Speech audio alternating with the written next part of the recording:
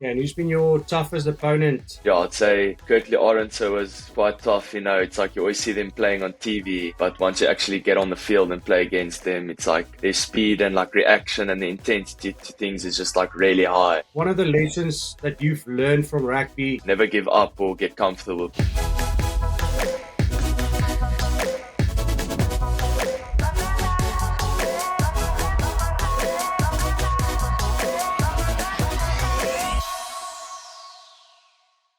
Hey, Luke, it's great to have you here. To start, can you give us a bit of a quick snapshot of your rugby journey, where you came from and where you are currently playing? Yeah, so I've pretty much been playing rugby as long as I can remember, from being small, like playing under seven, barefoot rugby, all the way through high school. I've been in Stellenbosch for most of my life and went to high school at Porter's Gymnasium where I played all my high school rugby. Unfortunately, COVID came along in my matric year, so we didn't have much rugby in my matric year, but I was fortunate enough to then get contracted at Western Province and sort of play all my junior rugby there, under 20, under 21, and now being fortunate enough to be playing Currie Cup for the last 2 seasons. After school, and what were your early days like, obviously with COVID and all of that stuff? How did you come to pursue rugby? Yeah, so my father played rugby for Western Province and one or two Springbok caps. So from young, I was sort of interested in rugby. As long as I can remember, I've wanted to play rugby professionally. I studied after school at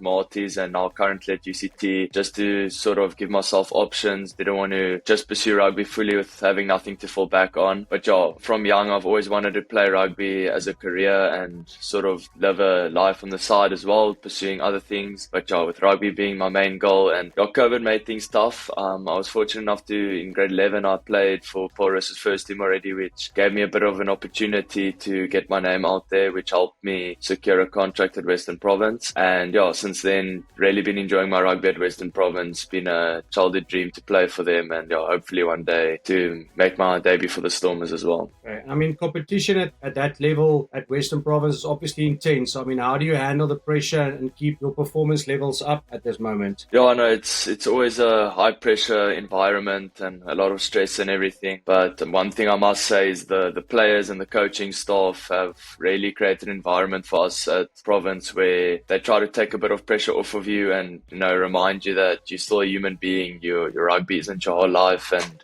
the world's not going to really come to an end if you're not selected each weekend. So yeah, it's tough, but I think it's important to remember that you do still have a life outside of rugby. And luckily, I've got lots of friends and family that sort of support me and sort of reassure me in what's important in life and motivate me to just keep doing my best. Yeah, and I mean, rugby is obviously filled with a lot of ups and downs. I mean, what has been your most challenging part of this journey, whether it be on the field or off the field, and how did you push through those tough times? Yeah, one thing that comes to mind is sort of coming from the junior ranks, sort of securing that senior contract has definitely been what was stressful for me. I know a lot of young rugby players want to pursue it going further and make it their career, but there is only so many contracts that can be given out. So I think sort of just with the mind shift that I made that helped me feel a bit more comfortable with that challenge was, it's not really in my hands. All I can do is sort of play my best and do my best. And if I do that, then the outcome is the outcome. And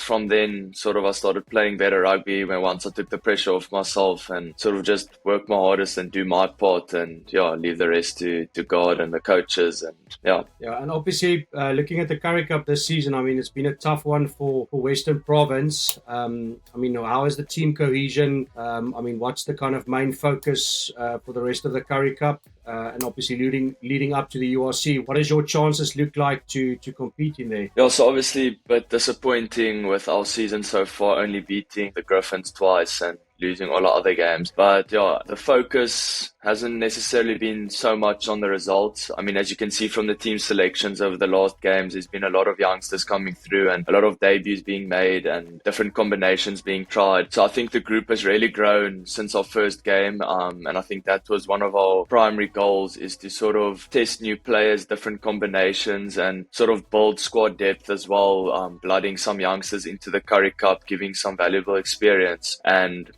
for players like me that are not able to play in the junior competitions anymore, I think it's a good opportunity for us to stick our hand up going into ERC to try and break through there. And just looking at my chances for playing, obviously it's difficult to say, it's up to the coaches, but I think there is opportunity with some of the key players that are obviously at the box, which leaves open positions for new guys to sort of stick their hand up and try and fill that place. Yeah, and a bit about, like you mentioned earlier, about life after rugby. I mean, I've recently retired due to an injury, and there's a lot of things that I could have done a bit different to make more out of my rugby career. I mean, what would you say for you, who's obviously still young, who has that mind shift already about life after rugby? I mean, how do you find that balance to obviously relax and recharge outside of rugby, but also trying to do something that you could secure yourself up for something after rugby? Yeah, no, I think it's definitely important, just from a space of taking your mind off rugby to pursue things outside of it. Obviously, going into next year especially, I won't be studying then anymore. So I'll definitely have a lot more time to sort of take up my career as a professional rugby player, but more serious, but also on the side,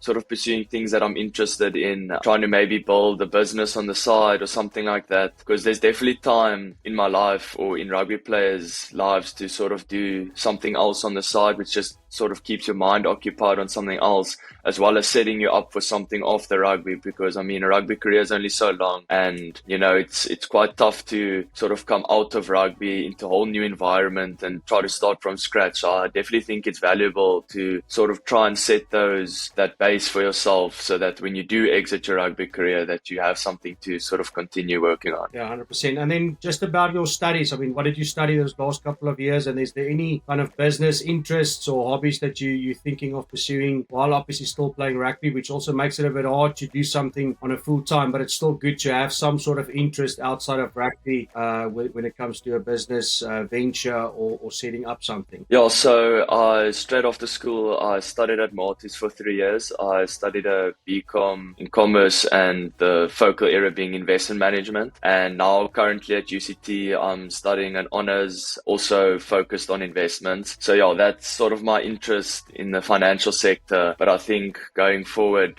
still have to see what sort of business that I'm going to venture into. At the moment, I've started a clothing brand with my university roommate, so that's exciting. I'll see where that goes, but yeah, I'm definitely interested in sort of building businesses in different areas, working with different people. I'm definitely interested in the entrepreneur side of things and finance. Okay, what is the business name so we can help you promote it a bit on this Yeah, episode? so the business name is Void. The Instagram handle is _VoidCo_. So it's basically, just to give some background to it, is we collaborate with artists in South Africa.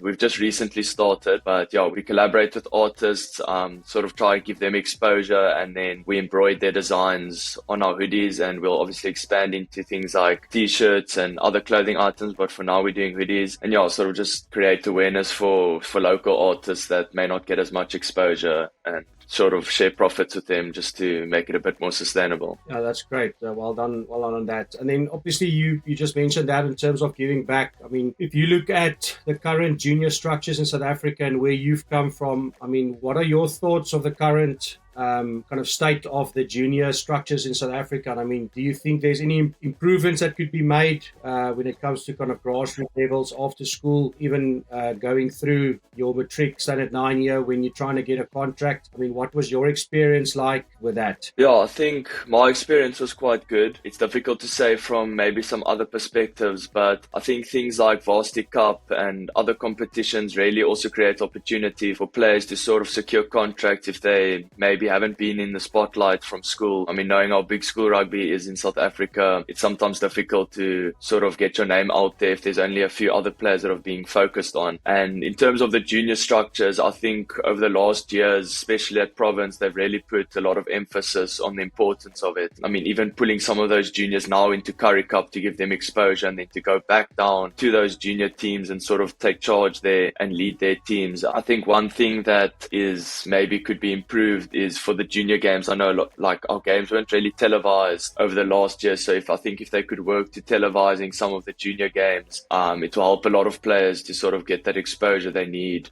trying to build their profile going into senior rugby. Yeah, and I mean, just on a personal kind of note, I mean, every player has moments that define them. I mean, you're obviously still young, but is there any kind of inspirational or pivotal moment the last couple of years that you could say that's kind of shaped you or done something for you in your career? Yeah, I'd say I think last year was one of the more important years in my rugby career. I was started at Marty's and didn't really get as much game time as I would have liked to. And yeah, I was a bit like down about it, like not getting selected, players really happy not playing on the weekend or on the Monday.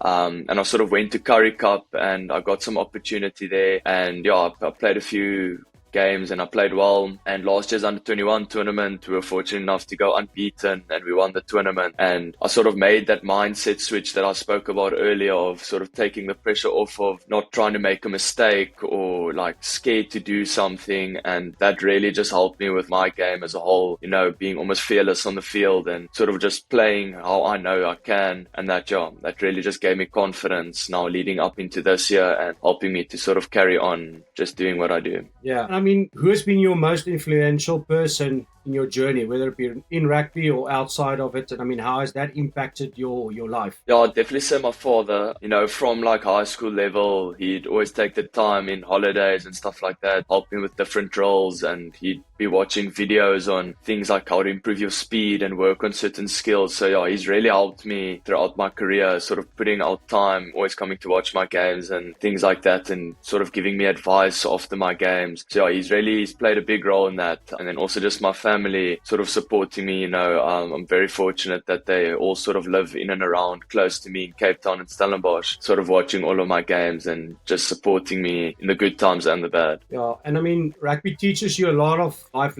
lessons, and I mean, I've learned a lot throughout my career, but I mean, what's one of the lessons that you've learned from rugby that you kind of can implement every day in your daily life? Yeah, I think one thing is sort of things change so quickly, 1 second you could maybe be like one of the best players and someone else comes along and sort of starts putting pressure on you. So I just feel like to sort of never get comfortable. You could be at one point in your life, inside and outside of rugby, where you think, all is going great and you sort of don't want to get comfortable because things can change so quickly or get taken away from you. So to just sort of keep working hard, whether you on top or on the bottom, things change very quickly. So sort of to never give up or get comfortable because, things can change really quickly and you sort of want to just stay on top of it and do everything you can to put yourself in the best position. Yeah, no, that's true. And then just a couple of quick kind of behind who Luke is. I mean, what is your favorite go-to meal before a big game? Yeah, we normally when we go to the hotel, they serve quite similar food, but I mean, it's really good. It's normally like a chicken lasagna, and then they've got a lot of like things that you can sort of build your own salad as well. I'm big on that. I like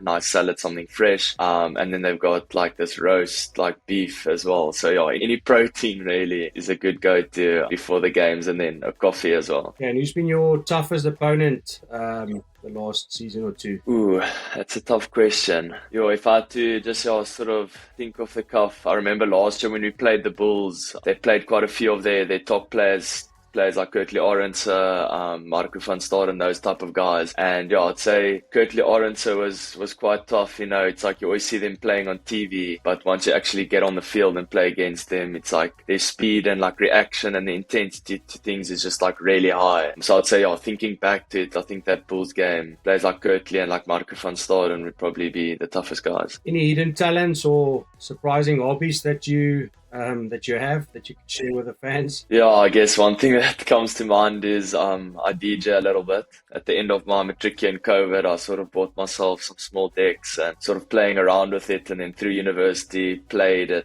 some of the residences, some of the courses at their dances. I haven't been as much busy with that, but yeah, I like to in my free time, DJ, but I'm very, very interested in music and things like that. So yeah, DJ. Okay, and I mean, for younger players looking up to you, what's the one piece of advice that you would give those guys who are kind of in that phases where they're thinking about pursuing rugby professionally, and that obviously have a lot of rugby dreams? Yeah, I think just for the young guys, it's easy to sort of get negative if you're not selected, but I mean, there's stories of people like Currie becoming a Bok at a later stage in his career, and sort of players like Herschel Jantjies and like Kirkley Orense that weren't necessarily from like 19, 20 years old playing at the highest level that broke through, and, look at where they are now. So I say to them, sort of don't give up, if you've got that dream, just keep working hard, sort of leave the only factor that can rule you out as things that are out of your control. I mean, opportunities are rare, but when they do come along, you want to sort of use them to the best of your ability. So just always stay ready, keep working hard. And when those opportunities come, just like grab them and be fearless and express yourself, and the rest is out of your hands. Yeah. And then finally, I mean, what excites you the most about the future